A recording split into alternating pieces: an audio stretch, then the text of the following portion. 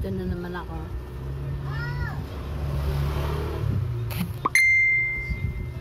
Nananahi ang blouse.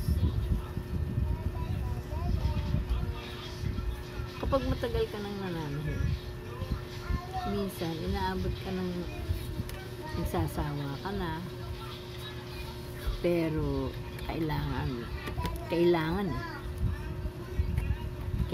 natin matapos.